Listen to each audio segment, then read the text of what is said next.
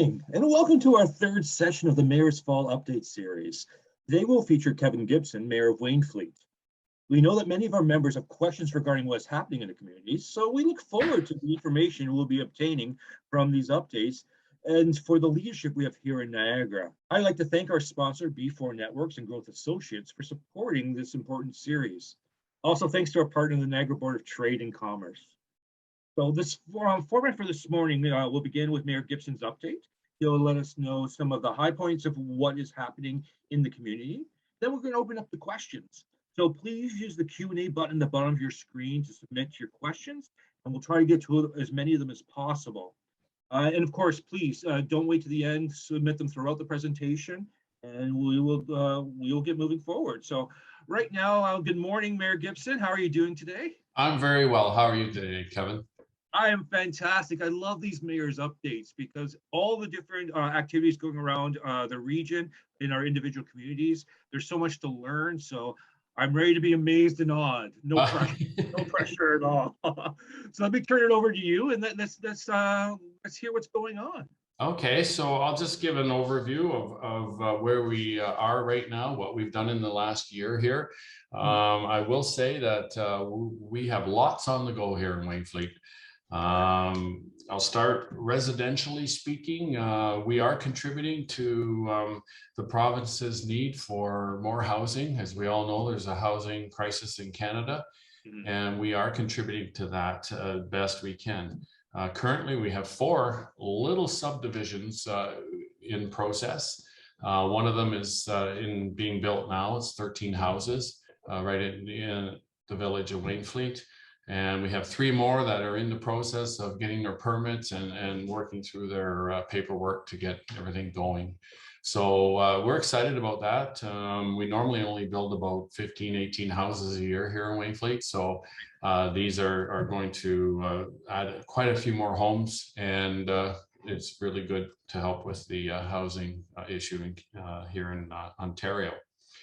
One of the things that we're looking at is our new school that's coming online here, and it's just back of our building here at Town Hall.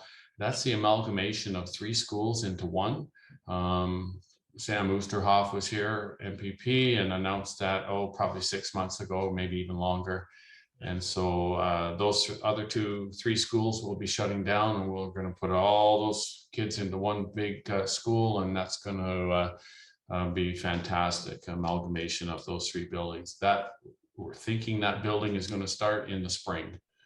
So that's going to be a big deal here. Lots of increase in construction and jobs and labor market that way. Right. The other thing, I don't know if anybody's been out here lately, but Berg's Farm Supply Tractors, Kubotas there at the Chambers Corners. They are building a very large building now. They're getting out of the other building that they're currently in, and just to the west of them is a very large steel structure. It's in process of being built right now. They obviously are recognizing the future growth of Niagara and population and need for equipment. And in speaking with them, I know that they've had really terrific years lately selling equipment, and so they've had a need to expand. So there's a very large project going on there, which is really good. Right across from Berg's is the piece of land that we have acquired for our fire hall. And it is in the final stages of preparation to be started. We're hoping to get that started in the spring, and that is a central fire hall for Wainfleet, which will eliminate 2 of the older, smaller buildings, amalgamate into one big fire hall there, and that'll be the central station for all of Wainfleet. So there's just the growth alone that is going on. Our building inspectors and our planning department are very busy doing all the work required to get these things done. So very excited about that. Wainfleet has sat, I won't say stagnant, but we've had small growth for a lot of years, and now all of a sudden everybody seems to be, capitalizing on their land and turning it into little subdivisions. Some of them are only 5-6 houses, but you know, it's all good. So that's in the building department. Socially, our Christmas market, we've been working on that, and that is really moving along. We had the first one on Sunday, and there was over 800 people came. There's about 32 vendors. It's behind the arena here in Wainfleet. So that's a huge success. And it was successful last year as well. But so far, the first one, if that's any indication, it's going to be really a big success. And that, of course, builds on the summer market, which we had as well. Was the third year for the summer market. I think it was the third, yeah. And so the Christmas market builds right onto the summer market. So we haven't had those here before, so that's also contributing to, you know, Wainfleet growing and being able to provide products and things for local citizens and also just regional people to come and do. The summer games, of course, everybody's excited about the summer games. Our team is planning for that. We're paired with Nunavut for the big party day. We don't have an event here. We just didn't have the facilities and that's okay. But we're really putting everything into the event day, which is August the 16th. Excuse me. And we have a Juno winning artist coming for as a musician for music for the day, and that's very exciting. We're very pleased about that. So yeah, that's really good. We're quite excited. Generally speaking, in the infrastructure of our township, I met with our roads department operations unit in the region a couple of weeks ago and went over things, and we have approximately $20 million of infrastructure improvement coming to regional roads in Wainfleet in the next 5 years. So that's significant improvement to our roads and dollars being spent here in Wainfleet. So we're really happy about that as well. We also received it was in the media, it was kind of a big deal for us, a $1.5 million grant from the province to improve our recreation facilities. So that is, our soccer fields are going to get drained, so that makes it better for all. One thing we do have here, when you go by the soccer fields on a Tuesday night, there's hundreds of kids out there, cars parked, and it's a really active soccer league here. And so we're going to make a major improvement to the soccer fields, updating our washrooms to be accessible, improving our ball diamonds. We're going to build a big pavilion there as well for use by the public.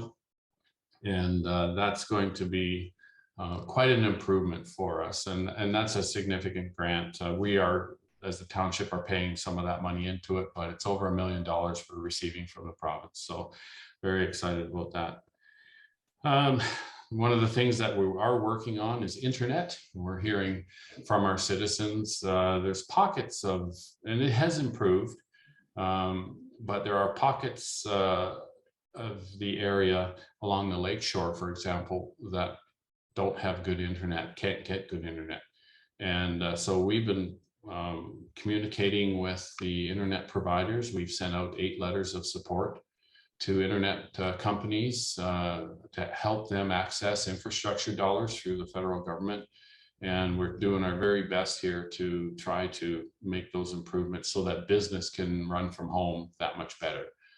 So that's really an important thing.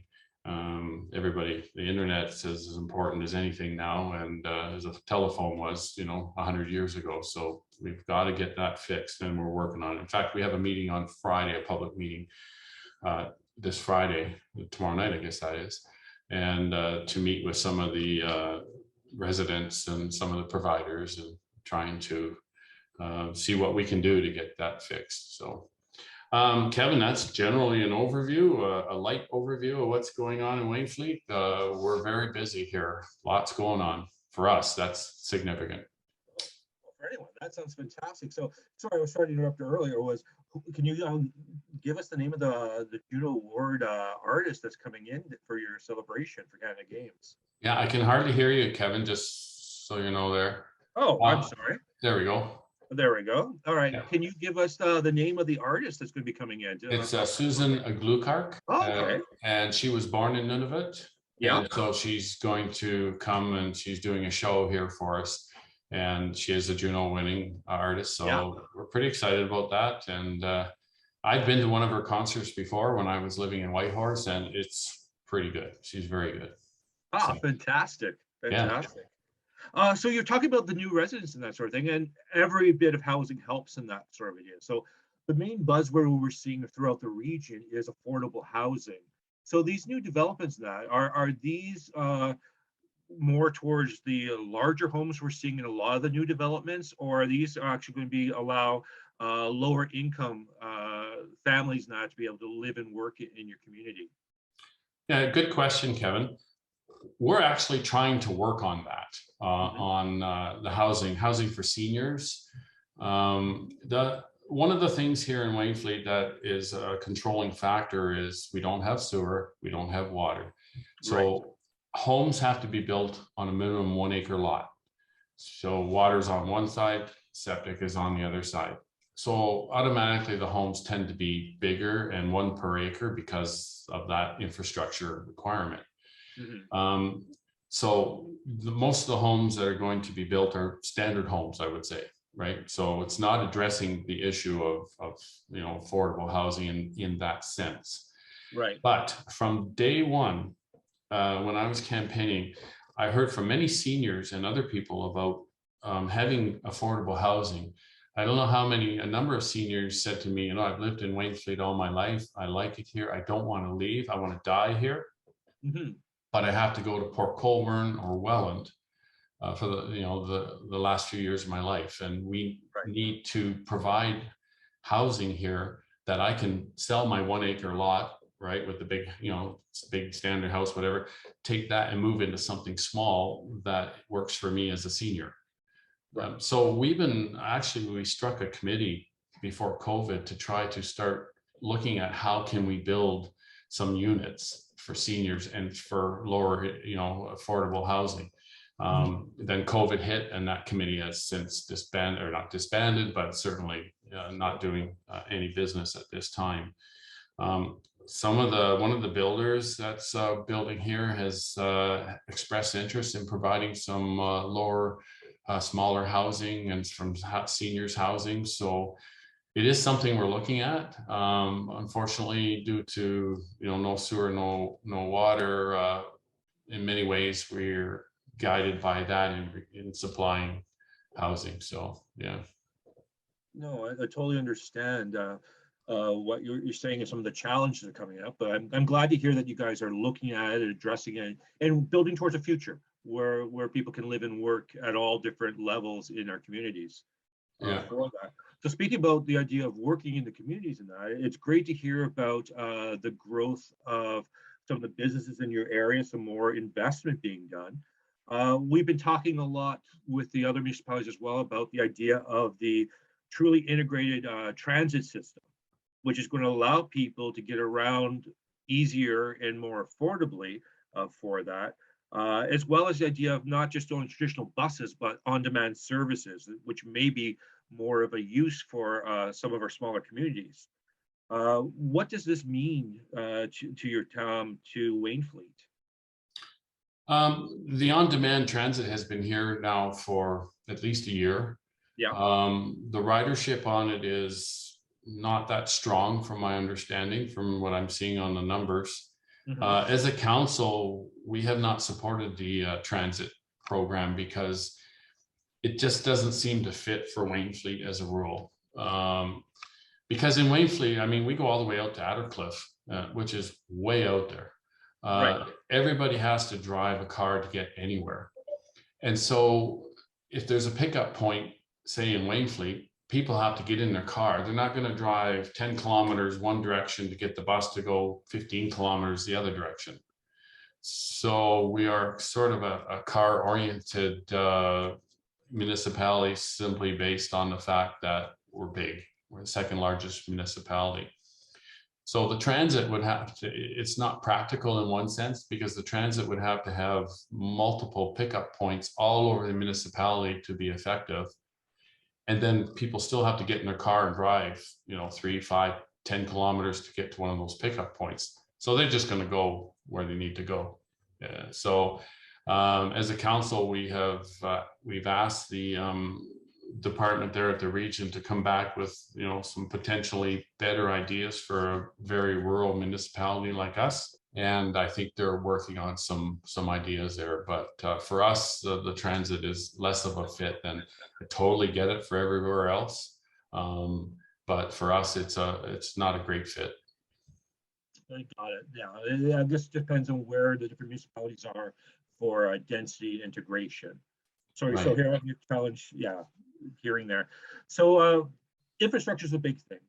So you're talking about the idea of internet connectivity, which is an important part of infrastructure. Everyone just thinks about roads and other ways of getting around, but the internet is one of our infrastructure programs. So it's great to hear the work you're doing to invest in that. You also talked about the idea of a lot of your water, obviously not having the sewers in that. So why don't we talk a bit about water testing?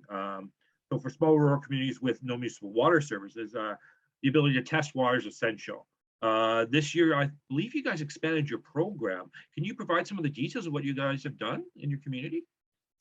Yeah, when COVID hit, one of the things that happened, Kevin, was the water testing department got shut down. I'll use the term shut down, but they weren't gathering water samples from Welland and different places. In Wainfleet, we're all on wells or different waters, supply. It's not tested. And so I recognize that as being a very significant issue here. I love core services. Core services to people are very important. Water, septic systems, fire departments, all that, the things that you rely on every day. So we worked, our staff worked through with Dr. Hergey's office there to take that over for us here in Wainfleet because it's so important. We were able to get that done.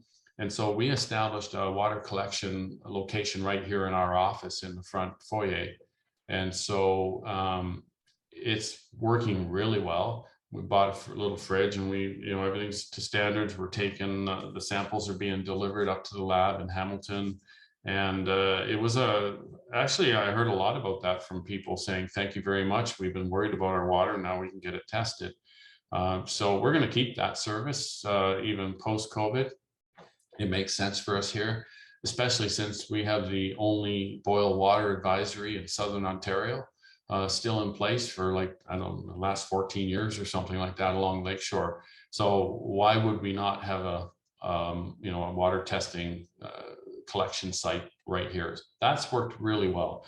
And on any given day, there's 2, 3, 4 samples going into our fridge and they're delivered. They're actually getting picked up now. By the region drivers are picking them up and taking them. So that's worked really well. And we're pretty happy with that because that's a core service.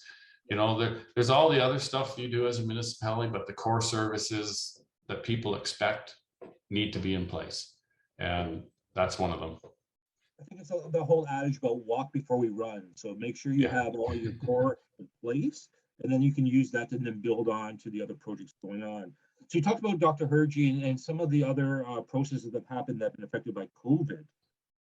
So how are you working right now with other Niagara communities, the province, feds, the different levels of government to ensure a safe transition back to a working economy? Like how are things transitioning and affecting through the pandemic, which seems becoming endemic for most of us? Yeah, I got asked that question many times as the pandemic went on. How is it affecting your economy? Our economy is agriculturally based. Yeah. Predominantly, we're 92% of our land here is agriculture. So we're the farming community of Niagara. I get to say this. We supply everybody's bacon and eggs in the morning. So it's my favorite saying. I love to say that. But it's true. We have large chicken farms here, hog operations and that, and supplying, everybody with food. Those operations, pandemic wise, weren't really impacted too badly because the farmer goes out and looks after, the crops and the poultry or whatever, and it's not too impacted by what's going on like in cities and that sort of thing. So our economy in that sense probably received the smallest hit of all the economies here in the different municipalities within the region. Some of our businesses, like Berg's is one of our big core businesses. They continued to sell equipment, and they had like a record year.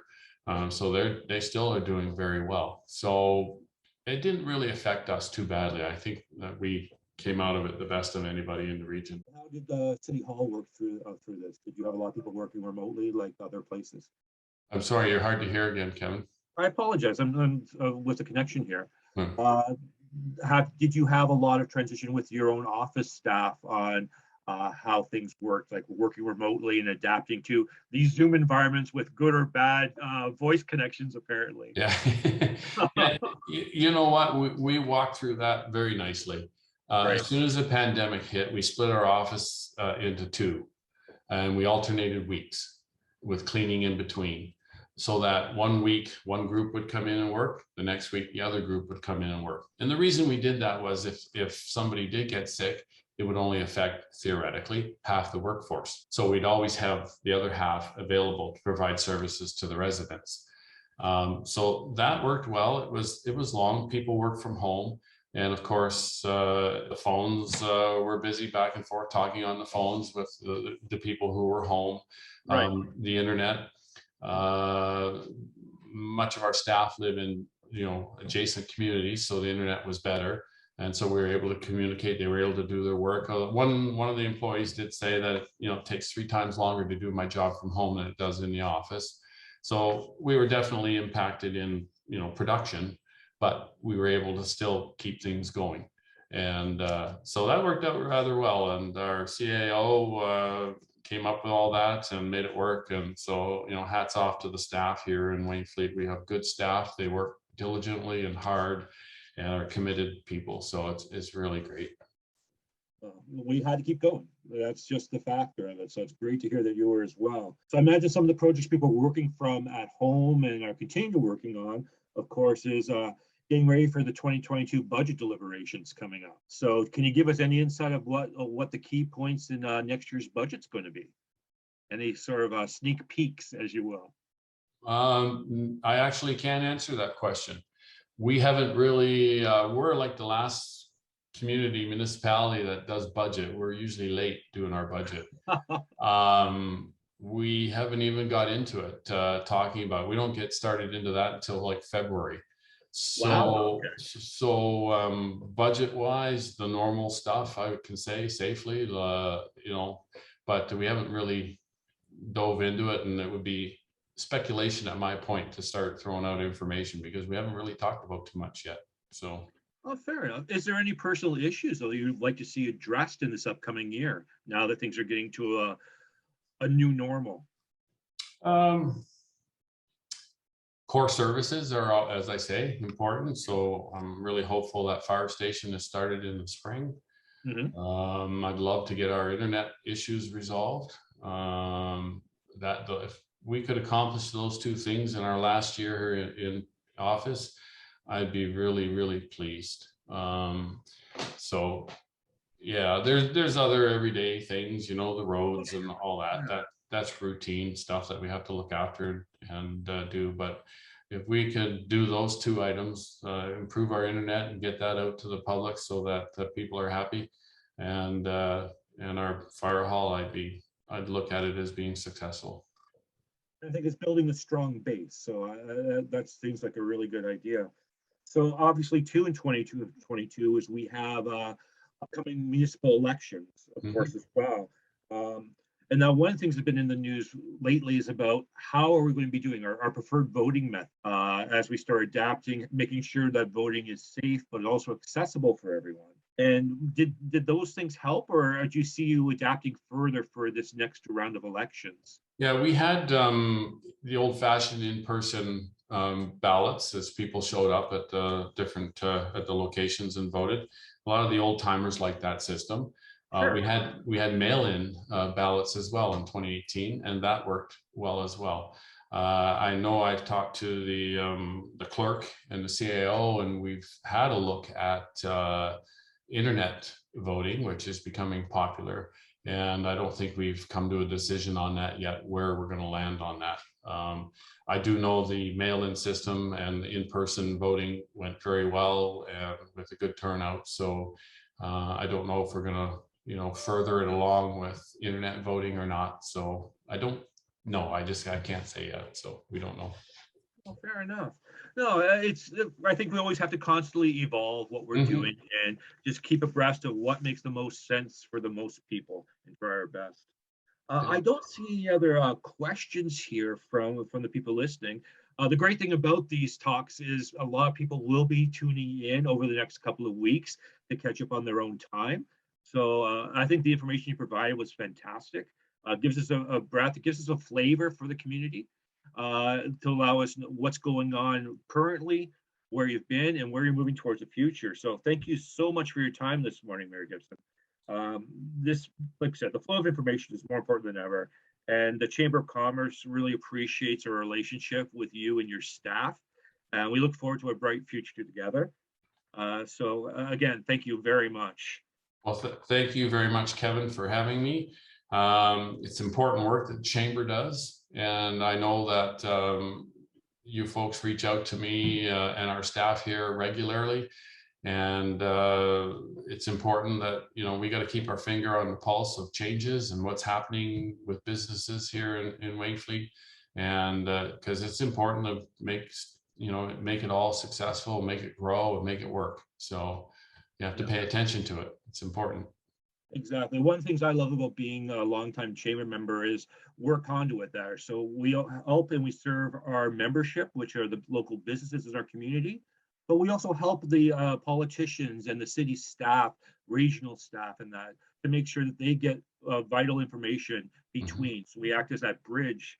And I really am proud of the work that Dolores and her team does as the core feature of the chamber, and what the rest of our board members and our membership does to help be a voice in the community and help move things along, help improve, be part of the solution. Yeah, it's always important to improve, constantly go back, examine, is this working, is it not working, make changes, constant it's important to do that at all times with everything. So exactly. Well, probably a good adage for Wainfleet's idea is you can't make an omelet if you don't break some eggs. Yeah. So yeah.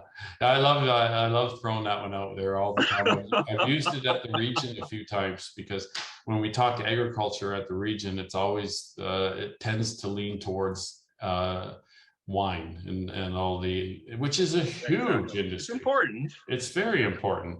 But I always like to get my little plug in for your bacon and eggs this morning was supplied courtesy of farmers in Wainfleet. So I always love that plug when I can get it in there because it's true. It's very true. And the idea of food security is an important issue nowadays. And it's becoming more and more of an issue. So knowing that we have that resource in our community for that is important.